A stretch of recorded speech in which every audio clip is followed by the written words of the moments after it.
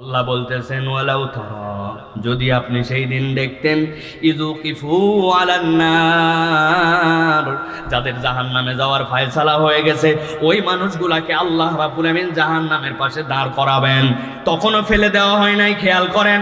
দাঁড়াইছে সেই জায়গায়, দাঁড়ানোর পর আল্লাহ বলতেছেন তাদের মুখ দিয়ে আবার একবার শোনা হবে কি বলতেছে তারা, ফাকালু, সবাই মিলে বলতে শুরু করেছে ইয়া লাইতানা, কি আফসোস আমাদের। কি জন্য আফসোস রে তোদের? জাহান্নামের সামনে দাঁড়ায় বলতেছে আফসোস আমাদের, নুরাদ্দু, যদি একবার আমরা দুনিয়ায় ফেরত যেতে পারতাম। দুনিয়ার থেকেই তো এখানে আসছিস, আবার কেন দুনিয়ায় যেতে চাস? সাথে সাথে বলতে শুরু করবো ওয়ালা নুকাযযিবা বিআয়াতি রাব্বিনা, একবার যদি আমরা এবার দুনিয়ায় যেতে পারতাম, ওয়াদা করতেছি আল্লাহর কোনো আয়াত আর অস্বীকার করতাম না। আল্লাহর বিধান যেইগুলা আমাকে বলা হয়েছিল ওইগুলো আমি জানতাম সত্য, কিন্তু মানি নাই। কিন্তু আজকে জাহান্নামের সামনে দাঁড়ায় আমার বোঝা হয়ে গেছে আল্লাহর বিধান একটাও আর ওই দিন যাওয়ার পরে অস্বীকার করতাম না। একবার যদি ফেরত যেতাম। আর কেন যেতে চাও? ওয়ানাকুনা মিনাল মুমিনিন, এবার যদি আমরা একবার দুনিয়ায় ফেরত যেতে পারতাম আমরা পাক্কা পাক্কা ইমানদার হয়ে যেতাম। বুঝে থাকলে সমস্যরে একসাথে উত্তর দেন। ওই দিন জাহান্নামের ফয়সালা হওয়ার পরে এই আফসোস করার দ্বারা কি ওই ব্যক্তিদেরকে দুনিয়ায় ফেরত আসার কোনো সুযোগ দেওয়া হবে? সুযোগ দেওয়া হবে? আমার আল্লাহ রাব্বুল আমিন বলছেন তারা বলতেই শুরু করবে রব্বানা বসরনা ওয়া সামি'না ফারজি'না না'মাল সালিহান ইন্না মুকিনুন। ওই মানুষেরা বলতে শুরু করো আমার আল্লাহ রব্বানা বসরনা ওয়া সামি'না, নিজের চোখে তো আমরা দেখে ফেলছি ওই তো আমাদের জাহান্নাম, ওয়া সামি'না, জাহান্নামের আর্তনাদ আমরা শুনে ফেলছি। আল্লাহ একটা চান্স দাও আমাদেরকে, ফারজি'না, আমরা দুনিয়ায় যেতে চাই। কেন যেতে চাস? না'মাল সালিহা, দুনিয়ায় যদি একবার নিয়ে যাও আমরা নেক কাজ করে করে ভরে ফেলবো, আর আমরা পূর্ণ ইমানদার হব। ওই দিনের এই আফসোস বান্দার কোনো কাজ দিবে না। তাহলে এই দুই আয়াত থেকে আমরা তিনটা পয়েন্ট বুঝতে পারি। ওই দিন আফসোস করবে দুনিয়ায় ফেরত যাওয়ার জন্য, তবে দুনিয়ায় খেলতামাশা করতে চাইবে না। আসতে যাবে 1 নম্বর আল্লাহর আয়াতের স্বীকারকারী, 2 নম্বর মুমিন, আর 3 নম্বর নেক কাজ করার নিয়ত করে ফিরতে যাবে। তার মানে ওই দিনের আফসোস থেকে বাঁচতে হলে দুনিয়ায় থাকতে আমাদেরকে এই 3টা কাজে মনোযোগ দেওয়া লাগবে, ঠিক না? বলবেন হুজুর আলহামদুলিল্লাহ একটা পয়েন্ট আমরা দারুণ আগায় আছি, আমরা কেউ আল্লাহর আয়াত অস্বীকার করি না, কথা ঠিক কিনা? কথা বলেন, কথা ঠিক কিনা? আরেকবার ঠিক করে বলেন, কথা ঠিক কিনা? বুঝবেন সাইফুল্লাহ ভাই যখন 3 বার জিজ্ঞাসা করছে নিশ্চয়ই এর পিছনে কোনো একটা কারণ আছে। ফাও ফাও চিল্লায় নাই, বলছি তো রব্বুল আলামিন আপনার কোনো আয়াত অস্বীকার করি না, কিন্তু এবার একটু যদি হিসাব বরাবর করতে আসি তাহলে দেখতে হবে আয়াত অস্বীকার করি কিনা।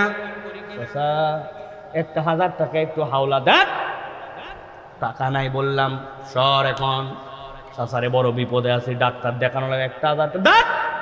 আবার কথা বলছে মুরব্বী এত দাপকি দুপকি মারেন না, মনে করছেন ফাও ফাও টাকা নিতে আসছি? জি না, আজকে কি বার? শনিবার, আল্লাহর ওয়াস্তে 1000 টাকা দেন, আগামী মঙ্গলবার আল্লাহ মাসালে 1200।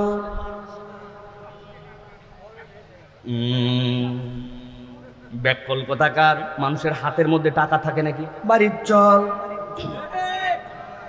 বাড়িতে নিয়ে চলে গেছে, যাওয়ার পরে 1000 টাকা বের করে দিয়েছি, দিয়ে বলতেছে লাগলে আরো বল, আমি একাই এই কারবার করি না, তোর শাশিও করে, তবে যা করবি দ্রুত কর। আসরের নামাজ পড়ে আসছি, মাগরিবের ওয়াক্ত কাছাকাছি, আমি কিন্তু মাগরিবের নামাজ জামাতে ধরবো। আসর পরে আসে, দাদনে টাকা লাগায়, সুদে টাকা খাটায়, আবার মসজিদের সেক্রেটারিও হয়, অনেক সময় ক্যাশিয়ারও হয়। এরকম লোক আমাদের কুমারখালীতে না। একটু আগেই বলছেন আপনারা আল্লাহর আয়াত অস্বীকার করি না, আবার এখন বলতেছেন কুমারখালীতে এই রোগ আছে। আল্লাহ বলতেছেন ও বান্দা আমার আয়াত মানে তাহলে তুই বুঝিস নাই, আমি আল্লাহ তোর প্রতি যা আদেশ করেছি সেইটা তুই মেনে নে, সন্তর্করণে আমি আল্লাহ রাব্বুল আমিন যেটা হারাম করেছি সেইটা তুই সেখান থেকে ভুলেও সেদিকে যাস না। ওইটার নাম হচ্ছে আল্লাহর আয়াত মানা। আল্লাহর আয়াত মানা এইটা নয় যে আল্লাহ তোমার আয়াত বিশ্বাস করি, এই ভক্কর চক্কর বিশ্বাসের কোনো দাম নাই। আমার আল্লাহ রাব্বুল আলামিন এই জন্য বলছেন, আল্লাহর আয়াত যেটাই বলছো বুঝে সুঝে বলো, বুঝে সুঝে মানো। এমন অনেক মুসলমান আমাদের মধ্যে আছে, এখানেও আছে, যেই মানুষেরা নামে মুসলমান কিন্তু সুযোগ পাইলেই মিথ্যা কথা বলতে ছাড়ে না। আছে ভাই, আছে, এরকম লোক আছে। খুব দারুণ ব্যবসা হিসেব আমি মাঝে মাঝে উদাহরণ দেই। মুদিখানার দোকানদার, বড় দোকানদার, সকালবেলা গোসল করে আসছে, এত বড় দাড়ি, দাড়ির ভিতরে পানি বাইতে গেছে। সকালবেলা আসে দাড়ি ছাড়তে, স্যার দোকানের সামনে দাঁড়ায় আছে। এক লোক আসছে, বাবা মসুরি কালাই আছে, বলছে আছে মানে এই যে সব দেশিটা, আরে এই যে ওই দোকানে মসুরি আছে ইন্ডিয়ান, ওই দোকানে মসুরি আছে চাইনা, ওই দোকানে মসুরি আছে বাংলা। বাংলাটার দাম বেশি, ইন্ডিয়ানটা একটু কম, চাইনাটা আর একটু কম। ওই লোক বুদ্ধি করে আগের রাত্রে বাংলা মসুরির সাথে ইন্ডিয়ান আর চাইনা এক মনের বস্তার মধ্যে মাত্র 10 কেজি করে মিশ দিছে। এই লোক আসার পরে আছে মানে ও চিন্তা করছে, বাবা রে বাবা, যে পরিমাণ দাড়িতে বাড়ি মারতেছে এ তো 2 নম্বর হতেই পারে না। নিতে চাইছিলাম 1 কেজি, আবার পাই কি না পাই অরিজিনাল, দে ভাই 2.5 কেজি দে। উনি 2.5 কেজি নিয়ে চলে গেছে। এই যে ধোকাবাজ, যেই ধোকাবাজ দাড়িতে বাড়ি দিল, নামাজের সময় দোকান বন্ধ করে মসজিদে গেল, কিন্তু বান্দাকে ঠকালো, মিথ্যা কথা বলল। আল্লাহ রাব্বুল আলামিনের আয়াতকে কি সে স্বীকার করছে না অস্বীকার করছে? এরকম লোক আমাদের এলাকায় আছে, আছে ভাই, আছে। ভালো করে বোঝেন। এই জন্য আমার আল্লাহ রাব্বুল আলামিন বলছে, ওই দিন যাওয়ার পরে আফসোস হবে বান্দা, আমি আল্লাহর আয়াতগুলাকে অস্বীকার করে এসেছি। মুখে অস্বীকার করে নাই, কিন্তু তার কার্যকলাপ দেখে বোঝা গেছে আল্লাহর আয়াতের প্রতি ওই বান্দার পূর্ণ ভরসা নাই, ঠিক না? অতএব 1 নম্বর আফসোস এইটা ভালো করে মনে রাখতে হবে। দুনিয়ার বুক থেকে নেক কাজ করার যদি সুযোগ থাকে, কখনো সেটা ছাড়া যাবে না। আল্লাহর আয়াতে কারিমা কখনো যদি আল্লাহর পক্ষ থেকে এসে থাকে, ওই নিদর্শন যদি আমার কাছে ফরজ বিধান জানা হয়ে থাকে, ওইটা কখনো সেখান থেকে মুখ ফিরানো যাবে না। অনেক তরুণ আছে, অনেক যুবক আছে, অনেক মুরব্বী আছে, বয়স হয়ে গেল কিন্তু আজ পর্যন্ত পাঞ্জেখানা মুসল্লি হতে পারলো না। ওয়াজ মাহফিলেও আসে, চান্দাও দেয়, জুম্মার দিনেও যায়, কিন্তু মাহফিলের মধ্যে আসলে কি হবে? 5 ওয়াক্ত নামাজ পড়ে না। এরকম মুসলমান আছে কিনা? কথা বললেন, আছে কিনা? মাঝে মাঝে আমরা মনে করি দুনিয়ায় অনেকগুলা পাগল আছে, যেই পাগলগুলার কাজ কাম দেখলে আমাদের হাসি পায়। পাগলগুলার কাজ কাম দেখলে আমরা নিজেরাই বলি, মানুষ এত পাগল হতে পারে? বলি ভাই, এরকম একটা পাগলের গল্প আমার জানা আছে। এই পাগলের নাম হচ্ছে মুসনা পাগলা। কি পাগলা? মুসনা পাগলা। বাড়ি হচ্ছে কুমিল্লা। এই পাগলের কোনো বাজে অভ্যাস নাই, কাউকে মারে না, ধরে না, ডিস্টার্ব করে না, কিচ্ছু না। খালি একটা বদ অভ্যাস, ফাঁকা বোতল কুড়ানোর জন্য অস্থির। বোতল চাই তার। এক লোক বোতল খুলে পানি খাচ্ছে, মুখের দিকে তাকায় আছে, কই পানি খাবি? কই না, তাড়াতাড়ি শেষ কর, বোতল লাগবে। কি জ্বালা! কেমনে তাহলে এত তাড়াতাড়ি খাবে আর কেমনে বোতল নিবে? কিন্তু ওর টার্গেট হচ্ছে বোতল আর বোতল। কুমিল্লার লোক অস্থির হয়ে একদিন সিদ্ধান্ত নিয়ে তারে বুঝাইছে, এই পাগলা, কুমিল্লায় আর কয় বোতল? তোর যত বোতল লাগে, ঢাকা শহর হচ্ছে বোতলের শহর, চলে যা। অনেক পাম্প ভর্তি দেওয়ার পরে পাগলা গিলে নিছে পাম্প। ঠিকই তো, যদি ঢাকায় এত বোতল পাওয়া যায় তাহলে তো আমার আর কুমিল্লায় থাকার দরকার নাই, ঢাকায় যাব। পুরাতন এক লুঙ্গির ভিতরে যত বোতল ছিল সব ভরছে, লম্বা একটা লাঠি কান্দের মধ্যে ঝুলায় নিছে, নিয়ে সব বোতল নিয়ে এবার কুমিল্লাবাসীকে বিদায় দিছে। কুমিল্লাবাসী আসসালামু আলাইকুম, আমি আর কুমিল্লায় না, আমি ঢাকা। লোকজন বলছে আল্লাহ বাঁচাইছে, যা ভাই যা। সকালবেলা উঠে কুমিল্লার থেকে রওনা ঢাকার উদ্দেশ্যে। ঢাকায় বোতল কুড়াবে, আনন্দের কোনো শেষ নাই। এ হাঁটা কি সে হাঁটা, কোনো যানবাহনে চড়ে নাই। হাঁটতে হাঁটতে হাঁটতে হাঁটতে অর্ধেক রাস্তার কাছাকাছি কুমিল্লা দাউদকান্দি ব্রিজ, ব্রিজের গোড়া পর্যন্ত আসতে আসতে দুপুর পার হয়ে গেছে। আসমানের দিকে তাকায় দেখে সূর্য হাইলে গেছে, তার মানে বুঝছে 12টায়, সূর্য হালে 2টা বাজে। এখন তো সূর্য হালছে। একজন জিজ্ঞাসা করছে ঢাকা কত দূর? বলছে অর্ধেকও আসিস নাই। চিন্তা করছে মুসিবত তো, সন্ধ্যা হতে হতে তো দিনে দিনে ঢাকা পৌঁছাতে পারবো না। কান্দের মধ্যে থেকে বোতল টোতল সব নামায়া, যে ডান্ডা ছিল হাতের মধ্যে ওইটা দিয়ে লম্বা করে দাগ দিছে, আচ্ছা মতো দাগ দিয়ে, কষা দাগ দিয়ে আবার বোতল তুলে নিচে নিয়ে ওই লুঙ্গির মধ্যে গুজায়া কাঁধে করে নিয়ে এবার এ হাঁটা কি সে হাঁটা, উল্টা হাঁটে একটানে মাগরিব হতে হতে কুমিল্লা। লোকজন বলছে কি রে তুই না ঢাকা চলে যাবি, বিকালবেলা মুখ চোখ শুকায় নিয়ে তুই কোত্থেকে আসলি? বলতেছে বেশি কথা বলিস না, শরীরের অবস্থা খারাপ, তবে আজকে যা করা লাগবে মরদ তাক করেই কুমিল্লা আসছে। কি করে আসছিস? সকাল থেকে হাঁটতে শুরু করলাম, হাঁটতে হাঁটতে হাঁটতে হাঁটতে পৌঁছায় গেছি যখন দাউদকান্দি। জিজ্ঞাসা করলাম ঢাকা কত দূর? বলে এখনো বেশি, অর্ধেক আসিস নাই। চিন্তা করলাম সারাদিন হাঁটলে তো সূর্য ডুবার আগে আমি ঢাকা পৌঁছাতে পারবো না, চিনি না জানি না, অন্ধকারের মধ্যে ঢাকা যায় কি করব, এই জন্য ওই জায়গায় ব্যাগ নামায়া আচ্ছা মতো দাগ দিয়া তারপরে কুমিল্লায় ফেরত আসছি। আল্লাহ যদি বাঁচায় রাখে আগামীকালকে যেই জায়গায় দাগ দিছি ওই দাগের থেকে ঢাকা আগে রাখছি রাস্তা। বুঝে থাকলে বলেন, যারা হাসলেন। এই যে সকাল থেকে হাইটে এই পর্যন্ত দাগ দিয়া, এরপরে বিকালবেলা আবার কুমিল্লা ব্যাক করে, ও যদি বলে পরের দিন আবার দাগের থেকে হাইটে ঢাকা যাবে, কিয়ামত যদি হয়ে যায় ঢাকা দেখবে। ও ভাই কথা বোঝে নাই, ঢাকা দেখবে। তাহলে আপনারা ভাবতেছেন কে ঈসা পাগলের পাগল, এই লোক অর্ধেক হাইটে আবার ফেরত এসে কয় দাগের থেকে যাবে। এবার একটু নিজের দিকে মনোযোগ দেন। জুম্মার দিনে সকাল সকাল পাঞ্জাবি পরে নিলেন, গোসল করে মসজিদে আসলেন, ইমামের খুতবা শুনলেন, জামাত শেষ করলেন, আপনি জুমা পরে বাড়িতে চলে গেলেন। আপনার জন্য আল্লাহ রাব্বুল আমিন সাইয়্যিদুল আইয়ামের সওয়াব আপনাকে দান করলেন, কিন্তু আপনি বান্দা আসরের নামাজে নাই, মাগরিবে নাই, এশায় নাই, ফজরে নাই, সপ্তাহে আপনার খবর নাই। আপনি জুম্মার নামাজ পড়ে জান্নাতের দিকে কতখানি আগাইছিলেন, আর ওয়াক্তের নামাজ বাদ দিয়ে আপনি জাহান্নামের দিকে আবার কতখানি গেছেন। হিসাব করে বুকে হাত দিয়ে বলেন, পাগল কি মুসনা নাকি পাগল আমরা?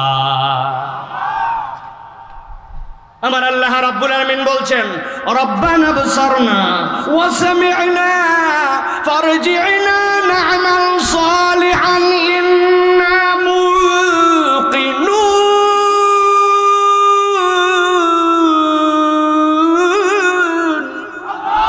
ও আমার আল্লাহ, জাহান্নাম দেখে ফেলছি, জাহান্নামের গর্জন শুনে ফেলছি।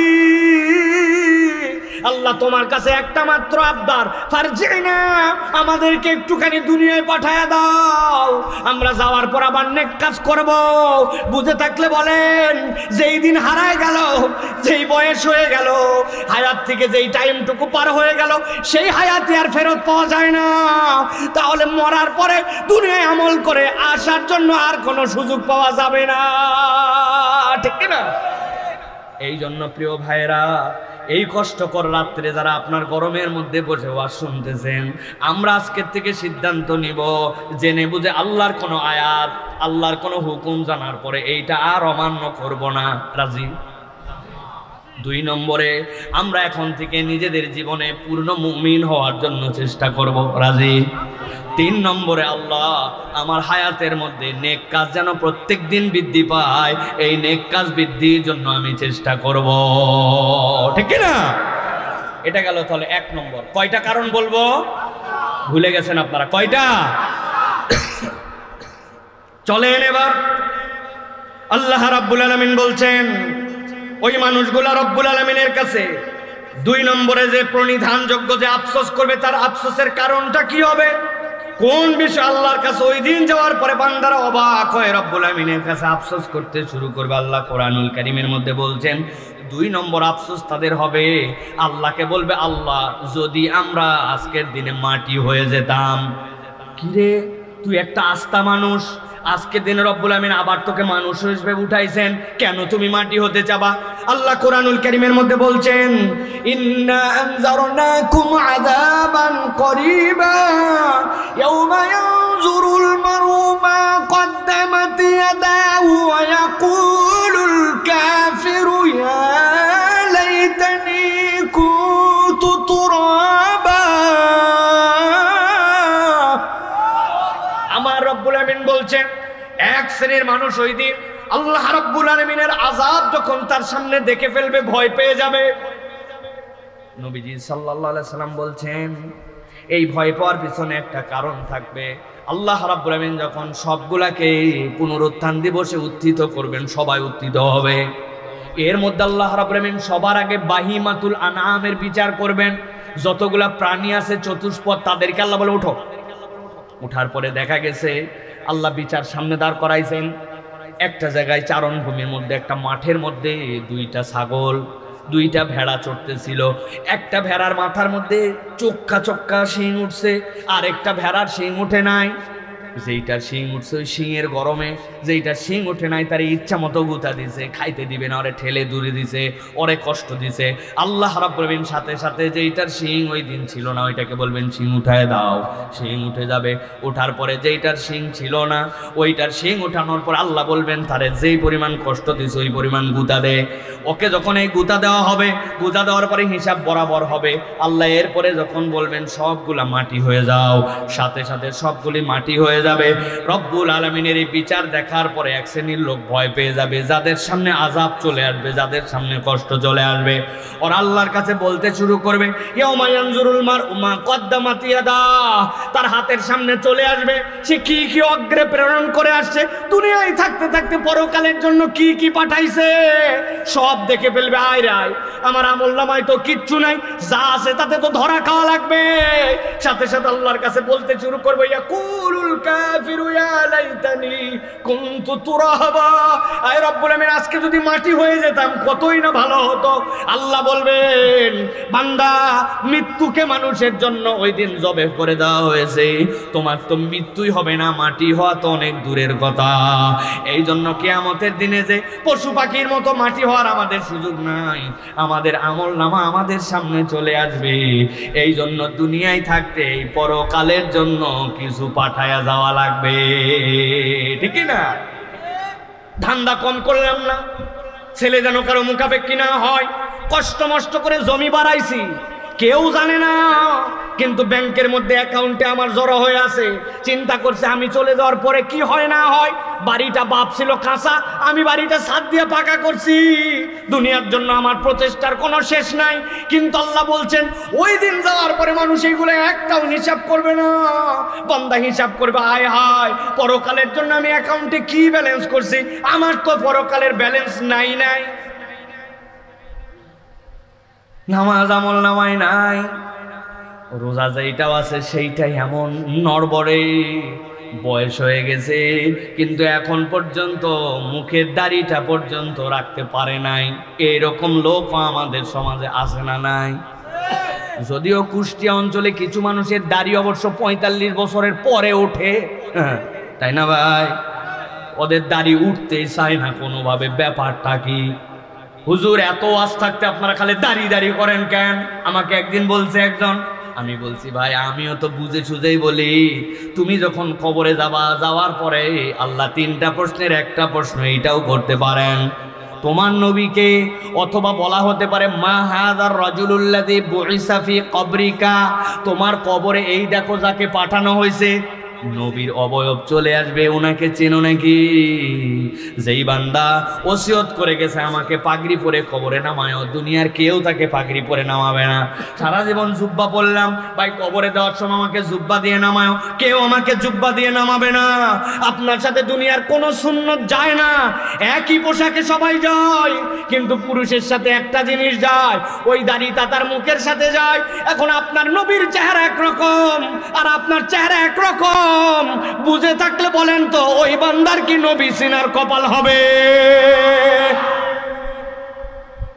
আল্লাহ বলতেছেন আফসোস করব ওই দিন যাওয়ার পরে, ইয়াউমা ইয়ানজুরুল মারউ মা কদ্দামাত ইয়াদা, আমলনামা তো বন্ধ হয়ে গেছে, কি পাঠায় আসছি ওই পাঠানোটা তো ওই দিন দেখতে পাবে। আল্লাহ এই জন্য বলছেন ওয়াল তানজুর নাফসুম মা কদ্দামাত লিগাদ, মানুষ যেন একটু হিসাব করে আগামীর জন্য সে কি পাঠাইছে। বান্দা আগামীর জন্য কি প্রেরণ করলো, নবীজি বলছেন কি যায় জানো? বান্দা যা খায় আর বান্দা যা দান করে, এই দুইটাই কেবল তার সাথে যায়, এর বাহিরে তার সাথে কিচ্ছু যায় না। ২০ বিঘা জমি আপনি করে গেছেন, ওইটা আপনার সন্তান ভোগ করবে, কিভাবে ভোগ করবে সেটা সেই কেবল জানে। কিন্তু আপনি 20 টাকা দিয়ে গেছেন, 20 কেজি ধান দিয়ে গেছেন আর খাইয়ে গেছেন, ওই যা দিয়ে গেছেন আর যা খেয়ে গেছেন ওইটুকুই কেবল কবরে যাবে।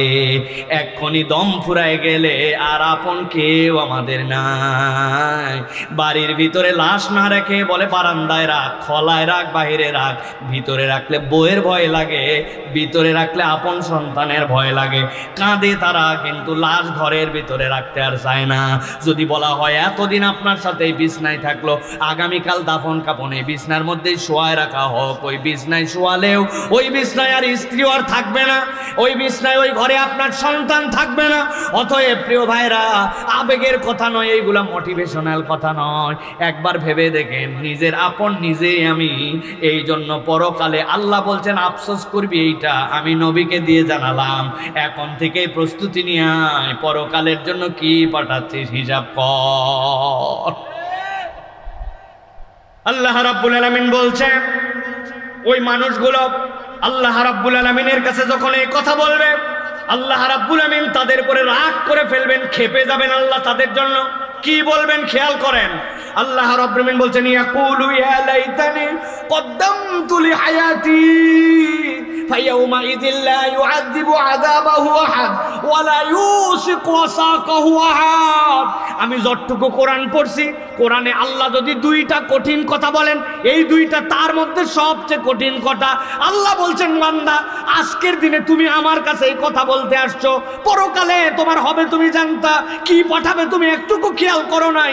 আল্লাহ বলছেন, আজকে আমি তোমাকে হুমকি দিয়ে বলতেছি, ইয়াকুলু ইয়া লাইতানি কদ্দামতু লিহায়াতি। কিসের আফসোস তোর? তোর ওগুলো আফসোসের কোনো খাওয়া নাই। ফায়াউমাইযিল লা ইউআযযিবু আযাবাহু আহাদ। আমি আল্লাহ আজকে তোরে যে শাস্তি দিব, কেউ এরকম শাস্তি দিতে পারবে না। ওয়ালা ইউসিকু ওয়াসাকাহু আহাদ। দুনিয়াতে কত বান্ধন তুই দেখছিস, আমি আল্লাহ তোরে আজকে এমন বাঁধা বাঁধবো, আমার আল্লাহর মতো কেউ তোরে বাঁধতে পারবে না। আল্লাহ কেন বললেন এই কথা? এই মানুষগুলা কুমারখালীতে বসে রাত গভীর, মাটির বিছানা, বালি বালি, নিজের জামা কাপড় নিয়ে কষ্ট করে বসে আছে। তাদের কাছে কোরআনের এই বার্তা দেওয়া হলো, তারপরেও তারা পরকালের ব্যাপারে সতর্ক হলো না। ওই যে আগের মিথ্যার জিন্দেগি বাদ দিল না, মুখের গালিটা ছাড়লো না, 3 জন বসলে গীবত করা বন্ধ করলো না, কামাই শুধু করে গেল, আল্লাহর জন্য খরচ করার চিন্তা করলো না, নামাজ কালামের ব্যাপারে মনোযোগী হলো না, সৎ কাজের আদেশ মানুষকে দিল না, অন্যায় থেকে ফিরালো না, বিড়িটা যে খাচ্ছিল বিড়ি খাওয়া রেখেই দিল। ওই মানুষের বউগুলা যে বেপরদা চলতো, বেপরদা জিন্দেগি পার হয়ে গেল। আল্লাহ বলতেছেন, সব বলে দেওয়ার পরেও আজকে আবার আসছো তুমি আফসোস করার জন্য। তোমারে এমন বাঁধা হবে, এমন শাস্তি দেওয়া হবে, এই শাস্তি আর কোনোদিন কাউকে দেওয়া হয় নাই। নাউজুবিল্লাহ বলেন। কিন্তু জিজ্ঞাসা করতে চাই, কিয়ামত কি হয়ে গেছে ভাই? বিচার ফায়সালা কি হয়ে গেছে ভাই? আল্লাহ আজকে জানাচ্ছেন, তাহলে আমাদেরকে সতর্ক হতে হবে। ওইখানে পাইছি আমরা 3টা, এইখানে পালাম 1টা। পরকালের জন্য কিছু সালান আমাদেরকে পাঠাতে হবে, ঠিক না? নিয়ত করেন, হায়াত থাকবে কোরআন পড়তে যদি জানি, প্রত্যেক দিন কিছু আল্লাহ তোমার জন্য কোরআন তেলাওয়াত করব, প্রত্যেক দিন কিছু দান খয়রাত আল্লাহর জন্য আপনাকে করতে হবে। প্রত্যেক দিন রব্বুল আলামিন ফরজ নামাজ তো পড়ি, অতিরিক্ত কিছু নফল নামাজ তোমার জন্য করব। আল্লাহ তোমার জন্য টাইম বরাদ্দ করছি, আমি 10 মিনিট হলেও তোমার জিকিরের মধ্যে রত থাকবো। নামাজ পড়লাম আর টপ করে উঠে চলে গেলাম না, আস্তাগফিরুল্লাহ আস্তাগফিরুল্লাহ আস্তাগফিরুল্লাহ, আল্লাহুম্মা আনতাস সালাম ওয়া মিনকাস সালাম, আল্লাহুম্মা লা মানিয়া লিমা আতাইত, আশহাদু আল্লা ইলাহা ইল্লাল্লাহ। এরপরে আমি আল্লাহ রাব্বুল আলামিনের কাছে ফজরের পরে সাইয়্যিদুল ইস্তিগফার পড়ব, আল্লাহুম্মা আনতা রাব্বি লা ইলাহা ইল্লা আনতা খলাকতানি ওয়া আনা আবদুকা ওয়া আনা আলা আহদিকা। মাগরিবের পরে পড়ব, যদি আমার জানা থাকে আয়াতুল কুরসি পড়ব। প্রত্যেকদিন মিনিমাম ছোট্ট দরুদ হলেও 100 বার নবীর প্রতি দরুদ পড়ব, আল্লাহুম্মা সাল্লি আলা মুহাম্মদ, আল্লাহুম্মা সাল্লি আলা মুহাম্মদ। এরপরে 33 বার সুবহানাল্লাহ আলহামদুলিল্লাহ। আল্লাহ আমি তো বেশি পারি নাই, কিন্তু মাত্র 5 মিনিট 7 মিনিট এইগুলো আমি বাদ দেই নাই। আল্লাহ পরকালের জন্য একটু সালান পাঠালাম। আল্লাহ আমার কোটি কোটি টাকা দান করার সামর্থ্য নাই, কিন্তু আমার কাছে কেউ চাইলে আল্লাহ 2 টাকা দিয়ে হলেও তাকে দেই, আমি কখনো খালি হাতে কাউকে ফিরাই না। আল্লাহ আল্লাহ ফরজ নামাজ তো তুমি দিছিলাই, কিন্তু যখনই মসজিদে ঢুকি না আল্লাহ, একটু সময় পাইলে 2 রাকাত তাহিয়াতুল মসজিদ পড়ি, 2 রাকাত দুখুলুল মসজিদ পড়ি, 2 রাকাত ওযুর নামাজ পড়ি। আল্লাহ একটু চলাফেরা, ধান লাগাচ্ছি, সাইকেল চালাচ্ছি, কাজ করতেছি, লা ইলাহা ইল্লাল্লাহ এই জিকির আজকার করতেছি। আল্লাহ মানুষকে 2টা দেখা হয়েছে, বলে দিছি ভাই চলো রে নামাজে যাই রে ভাই, ও ভাই তোর পা ধরি ভাই, নামাজ না পড়লে মুক্তি নাই রে ভাই, ওর পা সত্যি জড়াই ধরছে। আল্লাহ আমার সাধ্যে পরকালের জন্য এইগুলো একটু করে জড়ো করছি। আল্লাহ বলছেন আমার বান্দা যখন এই চেষ্টা করে আমি ওই বান্দাকে পরকালের জান্নাতের জন্য রেডি করি। কাজ কঠিন না, কিন্তু আমরা গুরুত্ব দিই না, সব কাজ করতে যে সব বাদ দিয়ে দিছি। মা বোনেরা দেখবেন গোয়াল তোলা হয় নাই, গরু এখনো বান্ধা হয় নাই, এই সমস্যা সেই, এই করতে করতে আসরের নামাজ পড়ে না, মাগরিবের সময় গা গোসল দিয়ে একবারে এশার সময় যাইয়া মাগরিব এশা আসর সব ধবাস করে বসে পড়ে, বসে নামাজ পড়ে ফেলল। আছে না ভাই? নামাজের জন্য দাঁড়ানো ফরজ, ওয়াক্ত মতো নামাজ পড়া ফরজ। আপনি কোন অজুহাতে এটা বাদ দিবেন? বাদ দিলে বিপদ। তাহলে প্রথম আফসোসের কারণ কি হবে? দুনিয়ায় ফেরত আসতে চাবে। দ্বিতীয় আফসোসের কারণ কি হবে? মাটি হইতে চাবে। দুইটাই কি হওয়া যাবে? চলেন এবার 3 নম্বরে যাই।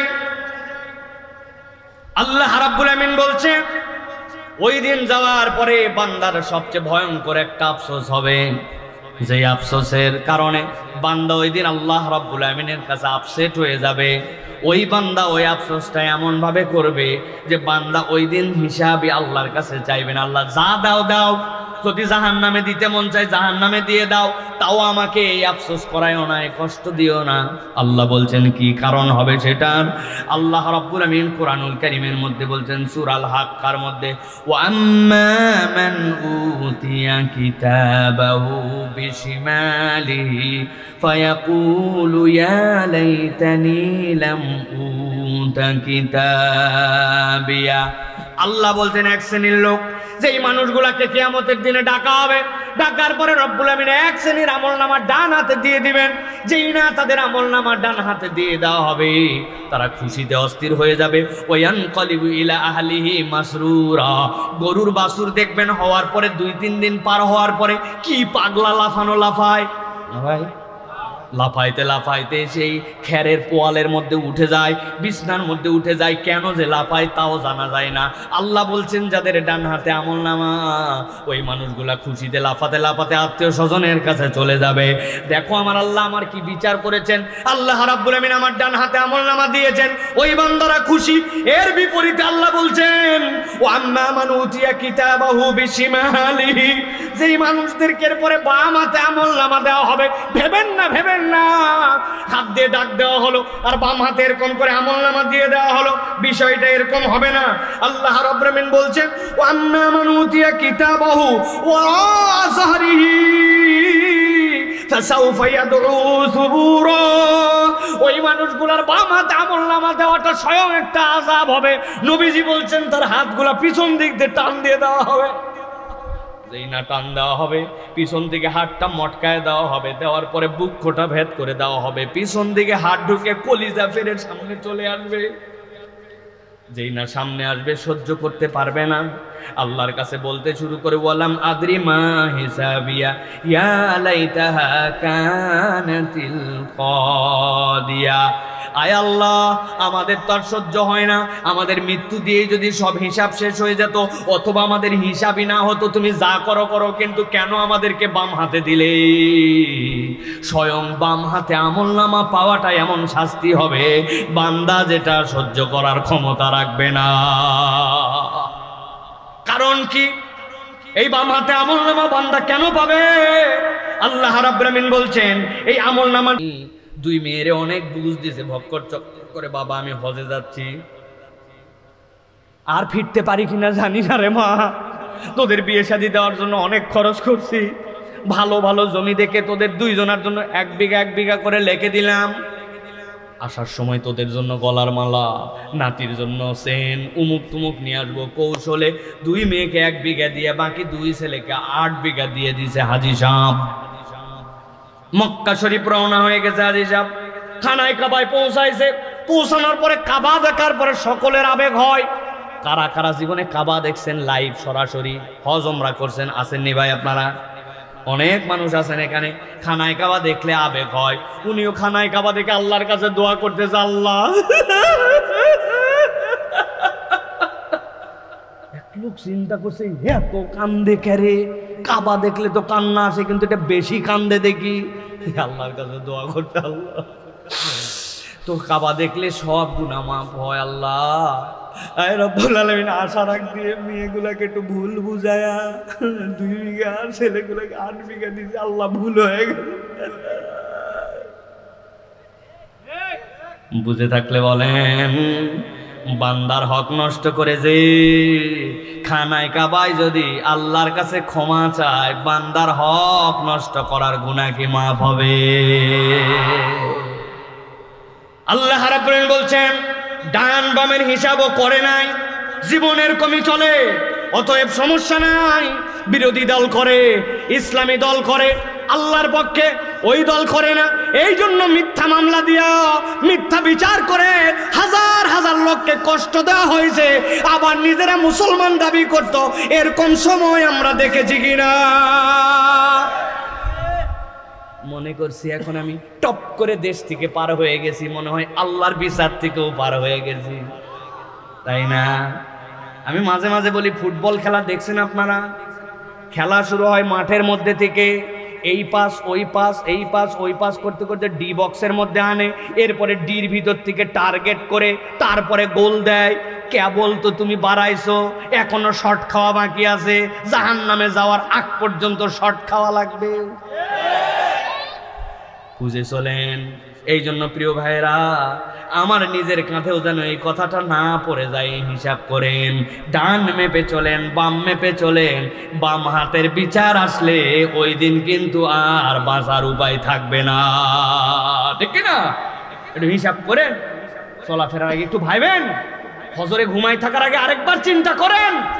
কিয়ামতের দিনে যাওয়ার পরে ডান হাতে না বাম হাতে আমল নামা। তুই ঘুমাইছিস কেমনে যে আল্লাহ তোর অক্সিজেন দিয়ে বাঁচায় রাখলো? তুই আল্লাহর উপরে পণ্ডিতি করিস কেমনে বান্দা? পণ্ডিতি করিস কেমনে? তোর আঙ্গুল দিয়া ফুটানি মারাস, সকালবেলা পান্তা খাস, ভাত খাস, এই 3 আঙ্গুল সুন্দর করে গার্ডার দিয়া, টেপ দিয়া, কাপড় দিয়া, দড়ি দিয়া বাঁধতে বলবেন, বউ বাঁধো, 3 আঙ্গুল বাঁধো। এই 3 আঙ্গুল ডাইন হাতের 3 আঙ্গুল ধরে দিবেন বান্ধন দিয়ে, বলবেন পান্তা খায় এবার আলু ভর্তা দিয়া। 3 আঙ্গুল বান্দা, তুই পান্তা কেমনে খাস? লেখ, সই কর, তোর নাম সই করতে পারে না, 3 আঙ্গুল বান্দা। সেই আল্লাহর দেওয়া 3 আঙ্গুলে তুমি নড়াচড়া তোমার ক্ষমতা নাই, আল্লাহর ক্যাপাসিটিতে চলো। আর ওই আল্লাহর দেওয়া চোখ দিয়া, ওই আল্লাহর দেওয়া কান দিয়া, ওই আল্লাহর দেওয়া ব্রেন দিয়া তুই কেমনে আল্লাহর বিরোধিতা করিস? একবার ভাবা দরকার, একবার ভাবা দরকার ভাই। কি ফুটানি মারতেছি? হ্যাঁ যুবক, কি ভাব নেও তুমি? তোমার কিসের ভাব? কিসের ভাব তোমার?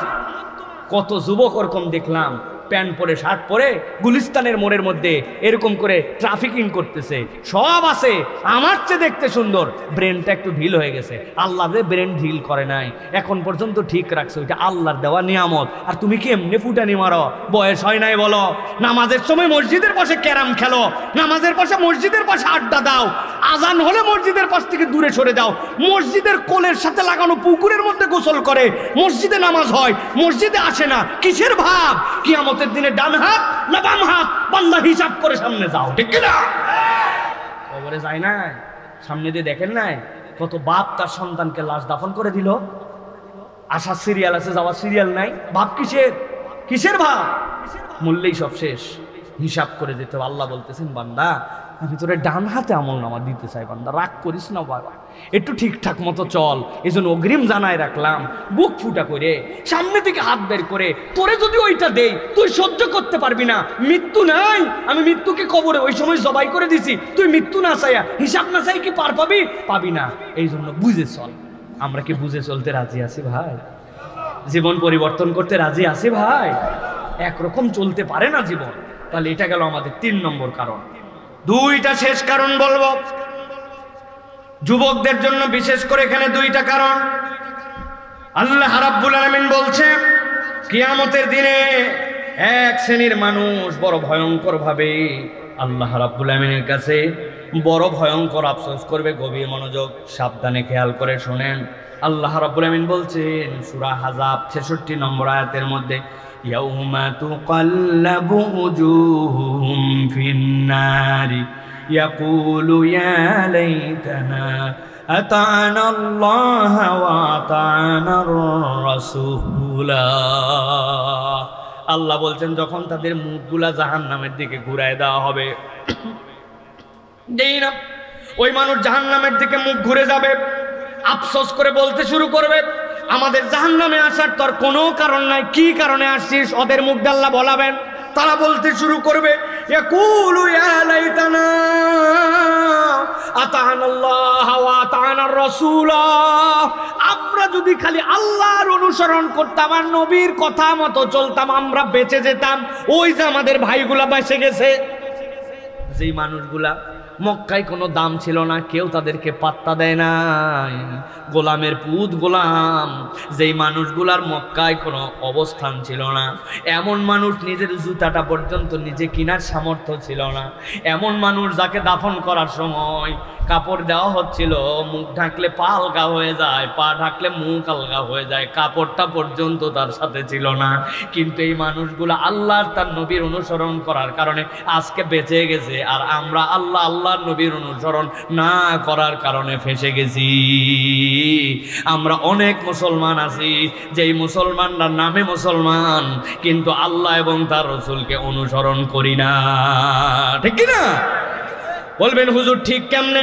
আমরা তো আল্লাহ রাসূলের অনুসরণ করি। আমি ছোট্ট দু একটা উদাহরণ দেই, তাহলে বুঝবেন আল্লাহ এবং আল্লাহ রাসূলের উদাহরণ অনুসরণটা কত মূল্যবান। আমি যদি আপনাদেরকে জিজ্ঞাসা করি, ও ভাইরা, জুমার নামাজ কয় রাকাত? কথা বলেন, একটু জোরে বলেন। প্রতি রাকাতে কয় সিজদা?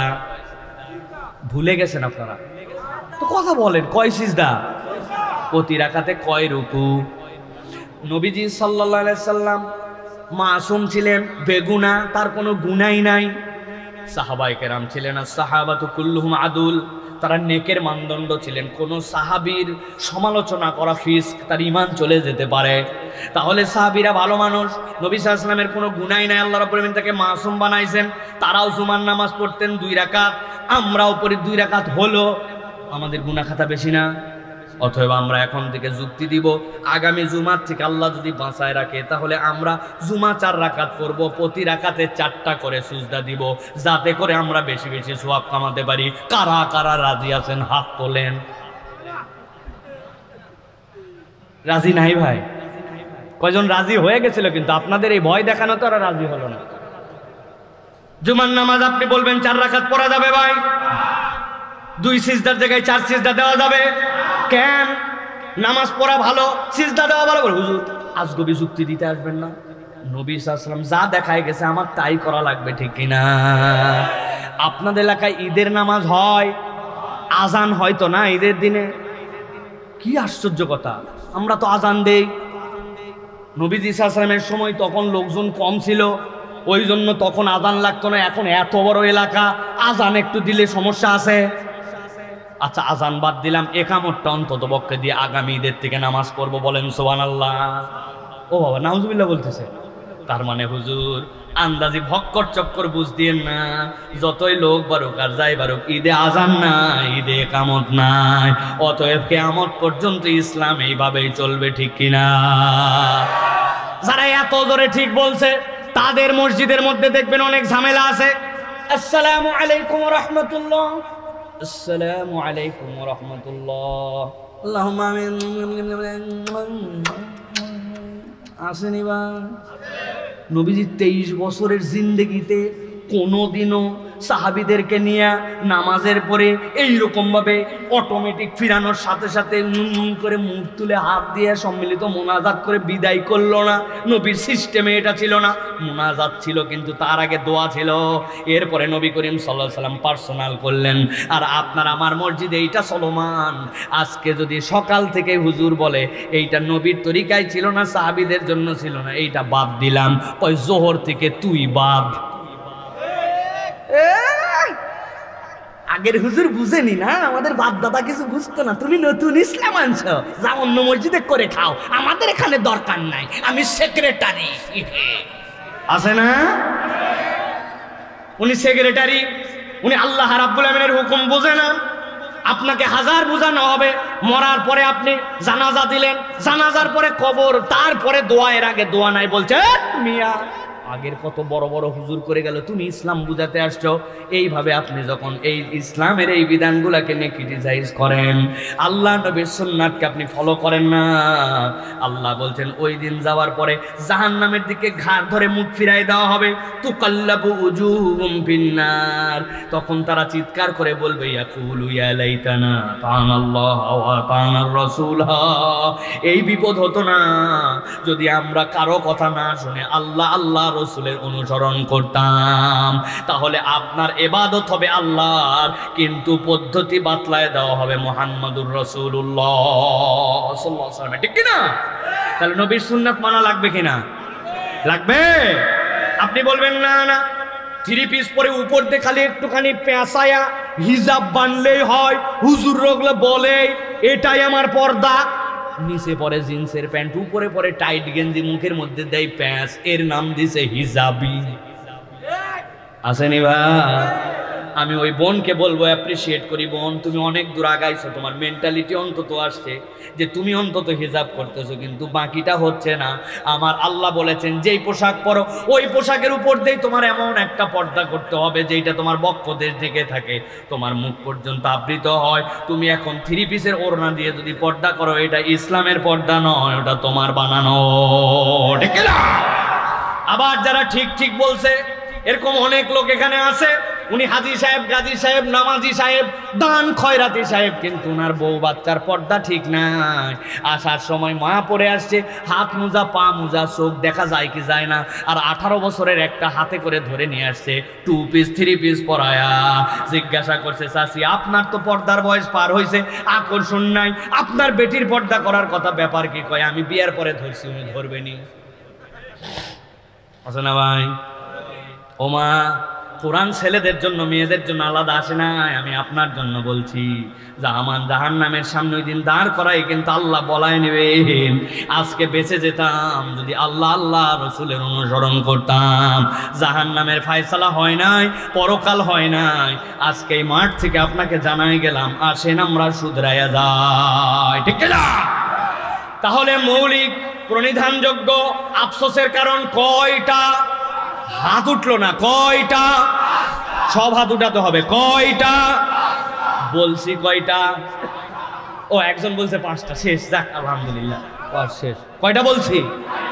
বাকি আছে কয়টা? চলবে, চলবে ভাই, চলেন শেষ করে দে। যুবকেরা রেডি হও মাইর খাওয়ার জন্য।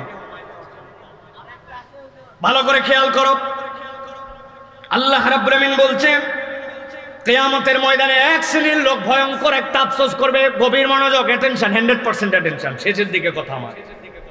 আল্লাহ বলছেন আল্লাহর সামনে তারা দাঁড়ায় যাবে, দাঁড়ায় যাওয়ার পরে ওই মানুষগুলা রব্বুল আলামিনের সামনে একটা আফসোস করতে শুরু করবে। কি আফসোস? ওয়ায়াউমা ইয়া'আদ্দুজ যালিমু আলা ইয়াদাইহি ইয়াকুলু ইয়া লাইতানি ইত্তাখাযতু মা'আর রাসূলি সাবিলা। ওই মানুষগুলা নিজের হাত সামনে নিবে, নেওয়ার পরে মুখের মধ্যে এরকম করে ঢুকাই দিবে আঙ্গুলগুলা। ইয়াউমা ইয়া'আদ্দুজ যালিমু আলা ইয়াদাইহি, মুখের মধ্যে ঢুকানোর পরে কামড় দিবে, কামড় দিয়ে দিয়ে নিজের হাত কেটে কেটে ফেলে দিবে। এখানে যদি কারো সাধ্য থাকে বলেন তো আমাদের দ্বারা এটা সম্ভব নাকি যে সেন্স কাজ করার পরে নিজে কামড়ায়া নিজের হাতের আঙ্গুল কেটে ফেলে দিব? সম্ভব? আরে পাগল পর্যন্ত তার আপন বুঝে, মাসুম বাচ্চা পর্যন্ত বোঝে। আমার তো 4 মেয়ে আলহামদুলিল্লাহ, এর মধ্যে যেটা 2 নম্বর, ওই যখন ছোট ছিল ওর একটা বাজে অভ্যাস ছিল, কেউ বেড়াতে আসছে, কোলের কাছে ঝাঁপায় পড়ছে, ওটা দিছে কামড়, কোলের মধ্যে কামড় দিছে, দাদার হাতের মধ্যে কামড় দিয়ে কি ঝামেলা, যারে তারে কামড়ায়। ওর মা বলছে বিরাট বেইজ্জত, পাইলেই তারে আদর করে কামড় দিয়ে দেয়, কেমনে ঠেকানো যায়? আমি একদিন বুদ্ধি বাইর করলাম, দেখি তো কেমনে ঠেকানো যায়। ডাক দিলাম, মাই দেখা আসছে, আসার পরে ওর এই আঙুল নিছি আর আমার এই আঙ্গুল দিছি, 2 আঙ্গুল পাশাপাশি দিয়া বললাম মা এরা মুখের মধ্যে নে। খুশিতে নিছে, নিয়ে বললাম মা জোরসে কামড় লাগা। দেখি আমার দিকে তো কামড় দেয়, ওরটা দেয় না। আবার বললাম বাবা জোরে মার, গায়ের শক্তি দিয়ে মার, 2 আঙ্গুল আছে, খানিকক্ষণ পরে দেখি আস্তে করে টাইনে আঙ্গুল বাইর করে নেয়। তার মানে যেই বেটি যারে তারে কামড়ায় 2 বছর বয়স, এইটাও বোঝে নিজের আঙ্গুলে নিজে কামড় দেওয়া যাবে না। আমার আল্লাহ বলছে এবার হৃদয় দিয়ে অনুভব করে কি জ্বালা ওই দিন। আল্লাহ বলছেন ইয়াউমা ইয়াদুল যালিমু আলা ইয়াদাইহি, আল্লাহর কাছে যারা ওই দিন জালেম হিসাবে উত্থিত হয়ে যাবে, নিজের নফসের প্রতি জুলুম করছে বুঝতো, তারপরেও সে মিথ্যার মধ্যে ছিল, বুঝতো চোখের গুনাহ, তারপরে ফেরত আসে নাই, বুঝতো এটা অপরাধ, তারপরেও আবেগের তাড়নায়, যৌন তাড়নায় সে অপরাধে চলে গেছে, আল্লাহর কাছে তওবা করে আসে নাই। আল্লাহ বলছেন ইয়াউমা ইয়াদুল যালিমু আলা ইয়াদাইহি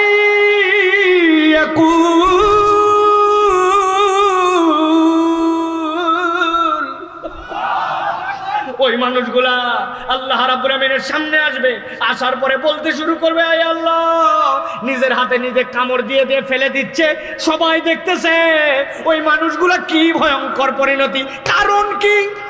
আল্লাহ বলতেছেন ইয়া লাইতানি ইত্তাখাযতু মা'আর রাসূলি সাবিলা, আমাদের অপরাধ তো তেমন কিছু ছিল না, আমাদের একটা অপরাধ ছিল আমরা আল্লাহর দিকে চলি নাই, নবীর পথটা আমাদেরকে ভালো লাগে নাই, আল্লাহর নবীর আদর্শের ওয়াজ তার জন্য হয়ে গেছে, কিন্তু মুখ পরিবর্তন করতে পারে নাই, আমল পরিবর্তন করতে পারে নাই, নামে মুসলমান হিসাবে ঘুরছে, কিন্তু এমন কার্যকলাপ করছে সে আল্লাহর কাছে জালেম হিসাবে ধরা পড়ে গেছে। জালেম মানে কেবলমাত্র বিচারকের দিকে তাকায়েন না, আমি নিজেও হয়তো আমার স্ত্রীর কাছে একজন জালেম হয়ে গেছি, বেচারি একদিন হয়তো রান্নায় একটুখানি কম বেশি করছি, আল্লাহ আপনার মুখ দিয়েছে, আপনি তার ইচ্ছা মতো ব্যবহার করছেন, রাগ করে তাকে গালি দিয়েছেন, ময়াকার গয়ে দীর্ঘই, বানান করে দিব, দে বানান করে দে, এর থেকেও নিকৃষ্ট গালি দিয়ে ফেলছেন, আপনি জুলুমকারী হয়ে গেছেন তার প্রতি, আপনি আপনার ভাইয়ের প্রতি আবেগ দেখায় এমন কাজ করছেন যেটা আপনাকে আল্লাহ পারমিশন দেয় না, আপনি জুলুমকারী হয়ে গেছেন। আল্লাহর কাছে যদি ওই দিন জালেম হিসাবে কেউ উঠে, তার বাঁচার কোনো উপায় থাকবে না, হিসাব বরাবর করা লাগবে, মুফলিস হয়ে যাবে, বিরাট বড় আমলদার ব্যক্তি, কিন্তু তার সব আমল দিয়ে দেওয়া লাগবে, সব গুনাহ নিয়ে নেওয়া লাগবে। এই জন্য আল্লাহ বলতেছেন সাবধান হয়ে যাও, ওই দিন আমি তোমার হাত কামড়ানি দেখতে চাই না, আমি তোমার মাথা উঁচু করে আল্লাহর দিকে নিতে চাই। এই জন্য সব হতে রাজি আছি, আমরা কখনো জালেম হতে রাজি না, ঠিক না? খবরদার, জালেম জুলুম এটার সাথে আমার কোনো সম্পর্ক থাকবে। ওই যে আল দিয়ে গরু নিয়ে যায়, ইচ্ছা করে, মানে দেখেও না দেখার ভান করে আস্তে আস্তে যাচ্ছে, আলের পাশে যা ধান আছে ওইগুলো গরু খালি মুখ লাগায় আর টানে আর দেয়, কই ও ভাই রাস্তার পাশেরটা খাই, বলে না ভাই, কিন্তু ইন্টেনশন তার আছে যে এটাই সুযোগ খাওয়ানোর জন্য, এই কৌশলে ওজনে কম দেয়, বিভিন্ন ধরনের ঝামেলা করে, আর চিন্তা করে জিতে গেলাম, ওজনে কম দিয়ে জিতা যায় না, যে জিততে চায় সে হেরে যায়, দুনিয়ায় হারে পরকালেও হারে, ঠিক কিনা? ওই গ্রামের লোক নাকি পনির বিক্রি করতে এক জায়গায়, দুধ দিয়ে ছানা তুলে এনে বিক্রি করে এক জায়গায় মিষ্টির দোকানে, আর মিষ্টির দোকানের ওর চাল ডালেরও দোকান আছে, ওর দোকান থেকে বাজার করে। তো প্রথম দিন দেওয়ার সময় বলছে আমার বাড়িতে একটু চিনি লাগবে, 1 কেজি চিনি দেন, চিনি নিয়ে গেছে সে, আর প্রত্যেক দিন আসে পনির দেয়, ওই পনির যাকে দেয় ছানা দেয়, ছানাওয়ালা একদিন মাপে দেখছে, হায় হায় প্রত্যেক দিন তুই দেশ আমার 1 কেজি, কিন্তু মাইপে দেখছে 750 গ্রাম পোজে না, বলছে বদমাইশের বদমাইশ, এতদিন বিশ্বাস করে নিছি, তুই প্রত্যেকদিন 250 গ্রাম আমাকে ধোকা দেস। বলছে আমি তো অসম্ভব ধোকা দেওয়া। বলছে ধোকা দেস তুই মাপিস কি দিয়ে?